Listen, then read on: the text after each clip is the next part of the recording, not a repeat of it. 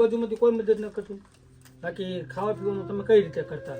તમે જે મને કીધું પાલી પાલી માગી લાવો, દમ માગીને માગે લાવો. બરોબર કે અમે એક અલગ ધણી આશ્રમ રામા મંડળ રમીએ છીએ અને તમારે જો પણ એ રમાડવું હોય ને તો રમાડવાનો ખર્ચો અમે કોઈ પણ જાતનો લેતા નથી, માત્ર ફ્રીમાં રમશું.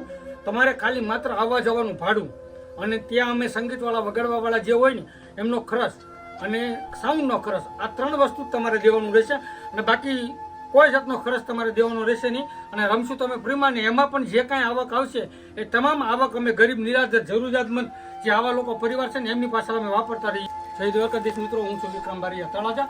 આપણે તળાજાથી નીસડી ગામમાં આવેલા છે. જો જે એકલવાયું જીવન જીવતા હોય, જે ગરીબ નિરાધાર જરૂરિયાતમંદ પરિવાર હોય, ખરેખર જેવા જરૂરિયાતમંદ પરિવાર હોય ને એવા પરિવારોને આપણા ગ્રુપ થકી નોંધારાનો આધાર ચેરિટેબલ ટ્રસ્ટ અને અલગ ધણી આશ્રમ રામા મંડળ અને ગરીબ નિરાધાર જરૂરિયાતમંદ લોકોનું વોટ્સઅપ ગ્રુપ દ્વારા 3 મહિના ચાલે એટલું આપણે કરિયાણું લઈ આપણે અહીંયા આવ્યા છીએ. તો મજા તમને છે ને આ 3 મહિના ચાલે ને એટલું કરિયાણું તમને આપ્યું, એને તમે કેવા આશીર્વાદ આપજો?